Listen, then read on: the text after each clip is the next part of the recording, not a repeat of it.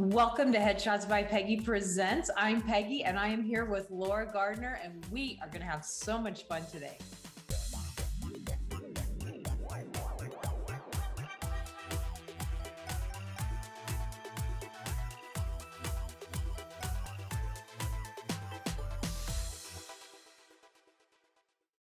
So Laura, I'm really happy that you're here today. This is my first podcast back from the break. I took like a little break, so you're the first guest on the new season. I'm honored. So we're starting off strong. Yeah. So you've been on my show before, and we love you. And you are, I don't even know, you're a veteran actor. You stage, film, theater. I mean, you've done it all. Commercials. Right. You're also a coach. I am. And you have quite a training, acting training history. So why don't we start talking about all of that? And then we're going to go into some other things. My training. Well, you being a trainer, you worked at, where you worked for several years, and I just went blank. This is why this is a great show. It's okay. I first was teaching at a number of places at Rutgers University, where I trained with Carol Rosenfeld, who was running and actually is still a major force at Herbert Berghoff Studios in New York City. And that's where Uta Hagen, who was one of my teachers, along with Carol Rosenfeld, taught. And that's where I trained with Carol at Rutgers, actually at HB Studio, and then she ran the graduate program at Rutgers. And so she has been one of my mentors and best friends for well over 40, almost 50 years. I mean, because I was very, very young when I started studying. You were infancy, obviously. I was infancy. Yeah. And so I started, I always say I started teaching when I thought I could control people. So I started really teaching when I was 16. And I went from acting and teaching, and I was doing a lot of private coaching when I was in New York City, and then I and at Rutgers, and then at George Street Playhouse, and whenever I was working out of town, I would start classes, and I was teaching when I was at North Carolina School of the Arts, and when I was in a theater in Nashville, Tennessee. And so no matter where I was always teaching. And ultimately, when I moved to Los Angeles, I met Howard Fine and was part of his faculty for over 19 years.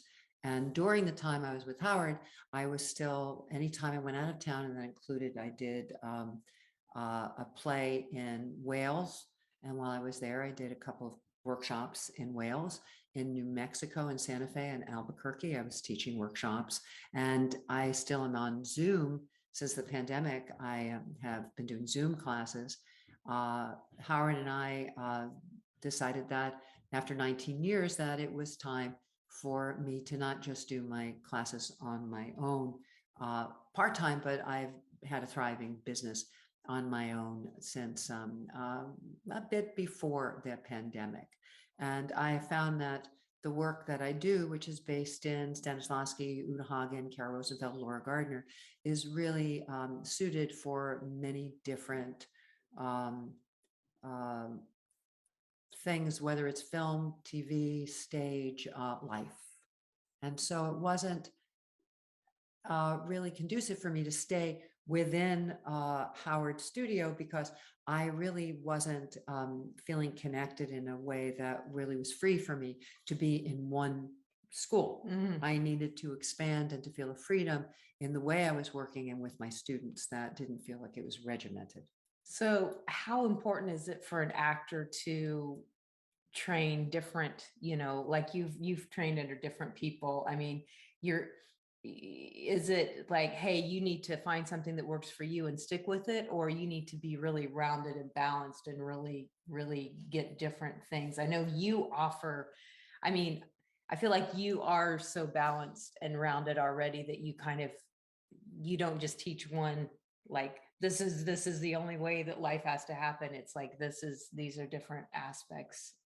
Well, I studied, the major training that I have is still based with Stanislavski and was with Uta Hagen's work, but I trained vocally. I am a singer. I was a musical comedy singer. And I have to say to anybody out there, I was not a very disciplined singer. And so I had vocal damage because I thought I knew it all. And I would also say that during the years in my training, as well as in my acting, that and performing, that I have never stopped training. That well into my 60s, and then I've passed the big years, not big years, but I have still been in training, as has my mentor, Carol. We have been training. I've been studying with Jessica Hecht, who's a wonderful teacher and actor and a friend now, as well as Austin Pendleton, who is a wonderful director and actor and friend. And I find that the more I teach, the more I act, that the more important it is for me to get training, that the more possibility I have in my work to expand and to not get stuck in what are really, really bad habits. And you're never too old to learn something new. And it's that would be the life lesson overall, that there's so many different possibilities that it's too easy to get limited and to think that I have the answers. And the work that I've done during the pandemic is probably some of the best work I've done, because I've been willing to be teachable. And I think that's in everything. Like once you stop learning, you kind of, you stop, like life stops really. So why stop? And I know that, I interview a lot of people on here, and we just, have a lot of friends. And that's the one thing I always see is the actors that are still working are still training. Yeah. Like they're never like, oh, I've achieved it. I'm great. They're always learning and struggling and striving and pushing themselves. So I think that's important for people to really understand. So you did a Broadway show. You did several off-Broadway shows. You traveled with shows across, like, talk about how important is it to get that stage training? How important is it if you are, working on television and film? How important is that foundation on stage to help every aspect of your career? Besides the fact that it's just fun. I mean, I love the stage, and I still, there's just nothing like doing a play. And I just finished doing a play that was done for Zoom. And in fact, since the pandemic, I've probably done 4 or 5 plays that were done for Zoom. And I've done a number of readings that were on stage. I haven't had what I will say about working on the stage is that I have been trained, and the people I work with are trained to find the continuity in the life. So it's not just these little snippets. It's not just living in my head for these short little scenes, but there is a life that is created before, during, and after the scene. So when I'm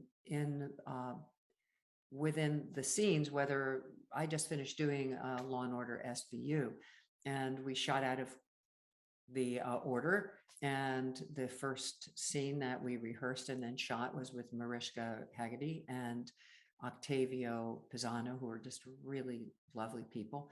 And they were very complimentary, and they're not accustomed to having people who actually come with a life, who are really focused. They're used to people who are coming in, not all of them, I'm sure, but a great deal of people who just come and they're just there and they're doing their lines and they're hitting their marks, and they're sort of bland, because you can get away with that with TV because of the editing and because of the music. And I come with a full life, and the excitement is being able to live in the moment and to find different possibilities. And I was lucky enough to have a director, Bethany Rooney, who would say things like, I didn't feel as though you were fully surprised when you came down the stairs. And I was, okay. And what I had been doing is, when I had been working on the role, I hadn't thought about I was going to be coming downstairs. So frankly, what I was thinking about when we shot the scene the first time was, I don't want to fall down these stairs. I wasn't thinking about, oh my God, I need to dump the garbage and it's night, and what is my son doing? So when I was able to translate all of the life that had just happened and was able to hold on to the railing, then I didn't have to worry about any of those things as I walked down the stairs, and was surprised when I saw the cops at my garbage. Yeah. And so stage is, there's a freedom and an excitement of being in the moment and living life continuously, which you don't have in film and TV. And there's also the thrill of doing film and TV when you actually, I was on a set in Red Hook, Brooklyn, and there was a police car that was pulling in, and the horns going, and there was my heart pounding at the thrill of all of that. But there's still the energy of the stage and the audience being there, and the danger of it being in that moment. Because there's no take two. Yeah. I just love the stage, but to be able to do them all is to go from one medium to the next is just that's what I want to continue doing. So we've all survived the pandemic, and we are not out of it by any means, but we're on the downhill of it. We're all vaccinated, and Hopefully. We are. Yeah, we are. Yeah. And so the Zoom theater reading, Zoom plays, do you think that's something that's going to stay in some capacity, or are we all over it and we're ready to get back? I know we went to a reading at the Road Theater a while back, and what I said was, I forgot how much I missed just the atmosphere of the theater, just I don't care that I'm wearing a mask. Like, that doesn't bother me one bit. Like, I just didn't realize how much I missed the whole essence of being in a live theater with people, even though it was a reading, it wasn't, a big production, it was still real people. Yeah. So what do you think? Where do you think we're going with the Zoom thing? Is it maybe rehearsals and more on Zoom, or what do you think where do you think this is going? The good part about Zoom is that more people can see it wherever they are. And at this point, there's still, the numbers are so high for COVID. I don't think that it's Zoom theater is going away so soon. And when I was in New York, I went to 3 shows, and I was nervous. And we went to Pasadena Playhouse to see Head Over Heels, which is just pure joy and very goofy. But I was nervous while I was there. I was very nervous, and I don't know that I'd run to a full production where everybody was sitting next to each other, even at the Road, cause it's there. I hate to say that, if everybody is not seated, if everyone's next to each other. I mean, Peggy and I know each other, and we know we're both vaccinated, and so hopefully neither of us will have breakthrough cases. But it's I think Zoom has given us a chance to see some really interesting performances. And it's not like live theater. Head Over Heels was pretty exciting to be in a theater with live stuff. There's no question about it. And there's such imaginative things being done on Zoom that it doesn't make up for it. And the stuff I saw in New York, Dana H. And beautiful. Dana H. And it was a new Raj Joseph's play. I forgot the name of. Letters from Suresh, which was wonderful. A friend of mine was in it. And the third one was Martina Marioka. I think I hear her name wrong. Sanctuary City, which was quite extraordinary. And that was safe. It was distance seating, and that made it really much more comfortable. Yeah. So on set, was it pretty much, SAG's pretty strict on how they're making everyone test. And if you're not on camera, it's mask on, and all the crew's mask and shield. And even though your scene was outside, you felt fairly safe this last. Well, with Law and Order, it was inside. 2 of the scenes were inside, and we did have masks on and then masks off. That felt just fine. And makeup, trailer, and costume and stuff. Everybody, we were tested. I was tested 6 times, And I was in New York. I mean, you know, and we're on a subway. I mean, I did not take public transportation too often, but no, I felt, I mean, every time I took a test, I was holding my breath. Yeah. But the Law and Order is very, very careful about what they do. Yeah. And I think most sets are right now. I think they're, well, we would like to think that anyway. Well, America and I did a short film, which I'm not so sure how safe they were, but we're praying. Yes. Yes. Yeah. Well, what tip would you like to give actors as far as just pursuing their career, you know, in this day and age that we're living in? I know one of the tips you're going to say is get training. We've talked about that, but what would you like to train? Yes.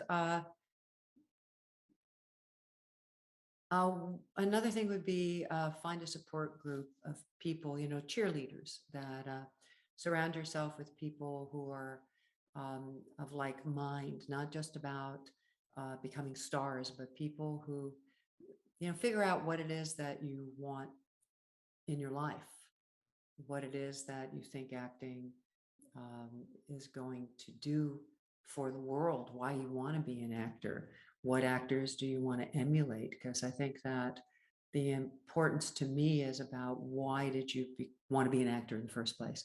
And I feel that there is a really a life statement about we as actors are the shaman, the storytellers, I have the possibility as an actor and as a teacher of creating a different kind of world, of making a difference in the world, of waking people up, of making them laugh, of making them see themselves.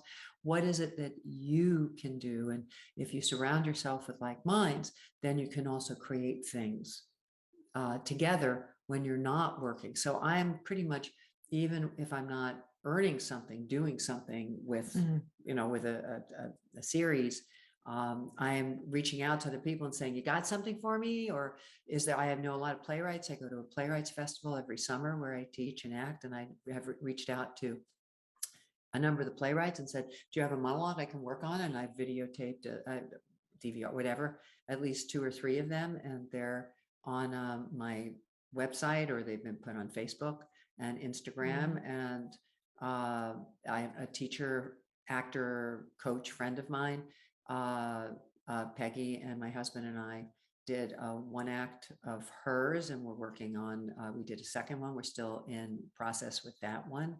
And so I'm constantly looking for more things that I can do. And that's what I urge you to do, that to sit around and go, me, I'm not getting seen and I can't get, it's not fair, and moan and groan, is you are responsible for your life as well as responsible for the work you do or don't do. And in the Stone Age, when I was first in the business, it was very different than it is now. And I know Instagram and social media and all of this stuff is a very different animal. But I still think that personal relationships are what it's really about. So to reach out and see who is in your camp, who you want to play with, and to really try to make the world and the industry a better place, and think about what kind of projects you want to get involved with.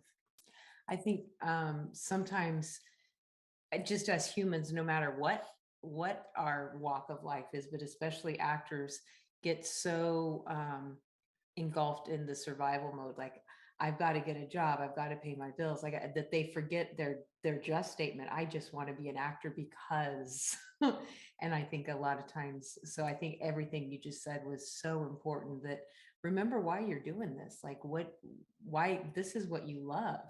You get to do this, and you get to make an impact, and you don't have, we live in a day and age where everybody can put something on film, whether it's just with their cell phone. They can put a decent little production together, they can work on it, they can see how they look on camera, and they can actively be working on their craft, whether they're paid to go on set or not, they can actively be doing that. And so I think that's really important. And I think the other thing is to find, my shirt keeps pulling, and it's baggy.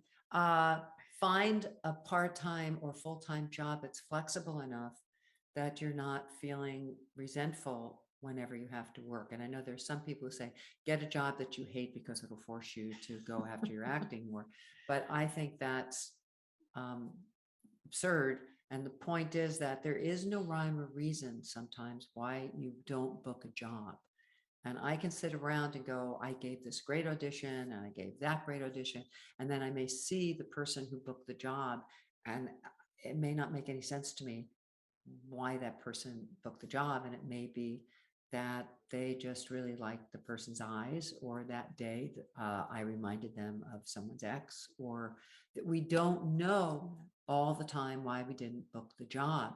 But I need to know that I can pay my bills. Otherwise, I'm going to be obsessing about what I'm doing each day. And so that goes into being able to self-tape or find a friend who can help you self-tape, because that's the name of the game now.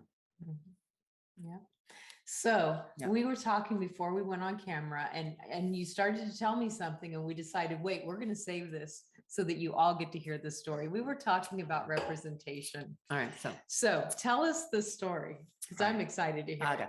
So let me pull down my shirt. It's a very long shirt. Okay. So I've had many agents and managers over the course of 50 years. And the manager I have now, I is a very sweet man. And I had known him when he was in casting. And I had submitted myself for a project he was doing, and it was going to be for a benefit for Malali. And I was very excited about the project. And it was a play that had been written by one of his clients. And there were 4 women in a doctor's office. One woman was a soap star, and she wanted to get a facelift. One woman wanted to get a nose job, I guess. I forget what she did for a living. One woman wanted a boob job. And one woman she worked in the office, had just gotten her neck done. And this was probably about 8 years ago, I think, when I was going to Australia to teach. Howard has a studio in Australia. And so I was going to get seen for the soap star, or one of the different roles. And Will called me and said, we've cast that role with a soap star, so we want you to come in for the role of the receptionist who had a neck job. And I said, but I don't have a good neck. And I had a manager who used to say to me, Laura, you look like you're only 50 years old, but you got an old neck. You got an old neck. And that's what she used to say to me. You got an old neck, Laura. You got an old neck. And so I didn't know what to do, because I said, well, I have an old neck. So I went to the Cinema Secrets, which is no longer. And we were talking about rubber bands, because I was looking at my neck. And so I got this rubber band thing that pulled my neck back. So you see that? Pull my neck back. And I went in and I did this audition, and it's about this woman. It was a great role.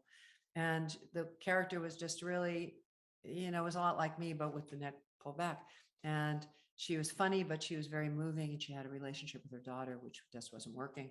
And I had 2 casting directors, Will and his partner, and the writer and the producer, crying, and we were all crying and laughing. I mean, it was one of the best auditions I've done in my life. And the next day, Will called me, and he said, I just have to tell you, your audition was phenomenal. Wow. You had us on the floor. You were just extraordinary. It was just one of the most moving things I've ever seen. But we had to cast a soap star, because we're casting all soap stars. But when you get back from Australia, will you please call me, because I want to represent you. Wow. So I have been with Will for, it's about 8 or 9 years now. And I love him, and I've stayed with him. I'm one of those, I'm very faithful if somebody has integrity, which I believe he does. And I've been with the agent that I'm with now, for about 3 years. We've gone through a few. One other agent didn't believe in my taking weekends off to teach, or a week off to teach, and she was someone who would send me out for one line and then send me out for a guest star. And I just didn't feel that she represented who I was. So I left her. But she got me auditions. That wasn't always for things I felt were appropriate. So that's my story about representation. And well, and representation is so tough because, you know, you've got to find that gel. It's like any other relationship. And then you've got to nurture that relationship and keep it warm and fresh and alive so they keep remembering to, you know, submit you. So that's something I think we could do like a whole long show on is that. So that was a great story though. I love that. That's funny. Okay. Yeah. Another thing I want to mention before we close, because I know this is something that's very important to you, and it's also something dogs. that Okay, yes, dogs. It's also something which Merrick is in the back playing with your dog right now, which isn't very fair. But is that you work a lot with disabled actors and you help disabled actors, you know, real actors get out and show and just be actors. They don't have to get in a role because they're in a wheelchair, but they could be an attorney in a wheelchair. They could be, you know, whatever. And I know you do a lot of work with that community. And so do you want to talk about that a little bit? Well, I was working with disabled actors or differently abled or whatever term they want to use right now, before it was cool. And it was probably 25 years ago. And I first saw Children of a Lesser God and was just fascinated with sign language, and I started learning sign language then. And I started, I guess, I did two productions of Children of a Lesser God and played the mother, and I just fell in love with sign language, and I dated a deaf actor and we did another production together. And then I started doing workshops at the Road Theatre, which was about 25, 26 years ago, where we were having, there was a man, a great guy, he's a friend of ours, Jack Patterson, who had a stroke and some other health things. And he's a wonderful actor and teacher. And we were running an acting class Thursdays for the community and for disabled actors. So we had all different kinds of actors. And then I was going up to Berkeley for Media Access was part of, it was an organization that was at the time the liaison between the disabled community and the business, and it's no longer. But the woman, they disbanded that about 6 years ago, and the woman who ran that became the agent at KMR, Gail Williamson. And so before that happened, I was at Media Access. We had a room. They gave me money and I got furniture, and I was teaching Uta Hagen's technique to disabled actors. And I was doing, it was fabulous. I was doing classes there, and classes up in Berkeley, and classes in San Francisco, classes in all over for actors with disability. And I would go to auditions and I would say, I don't care about my audition. You need to start to see actors with disability. And I go into sit in and I was coaching all these actors with another actor, director, David Zimmerman. And we were doing classes at EDD, and I would go in and say to these people, you've got to, they didn't know what to do with me. And things started to change about 7 years ago. And suddenly they started to listen. It wasn't because of me. I was one of the people at the frontier. And right before the pandemic, I started another class with disabled actors. And right now, a number of them are starting to, not just because of me, are starting to work. One is Shannon DeVito, and she's one of the original Teenage Dick. She was one of the roles was written, I believe, for her. And another one is Patrick Toombs, who is going to do a new show at Delaware Theatre Company. He is fantastic. And another one, Danny Gomez, just won a while ago. He won the Christopher Reeve Scholarship. And I mean, there's a lot of my old students who have done very, very well. And they're not because of me, because they've just been training. And thank God the industry has been really finally doing something. Open their And eyes. it's not because of me. I mean, I've been a part of it, but the wave has taken off way since I first got involved, and I'm very happy about it. Yeah, I'm really happy to see it's baby steps, but at least at least it's steps. Yeah. Baby steps are better than no steps, Yeah, which no seemed like what it was for a really long time. Yeah, it's incredible. Really great. Well, Laura, it was so fun to chat with you. Yeah, fun to chat with you. Thank you so much. Ain't she great? And it's so cool that you get to be my first guest for the season. Well, it's my pleasure. Yay. All right. So in the description is all the information you need about Laura, all of her links. Follow her on social media. Give her a call and jump in one of her coaching. You coach for auditions. You also teach classes. Right. You have a lot of stuff going on, and there's links in the description. So get a hold of her, follow her, don't stalk her, but Don't stalk in a her, nice way. Nice way. Yeah. But yeah, find out all about Laura. And most importantly, have an amazing week. I'll see you next week. Text or call today so that we can get you effective headshots that you can use as part of your marketing strategy. Headshots by Peggy, how can I help you?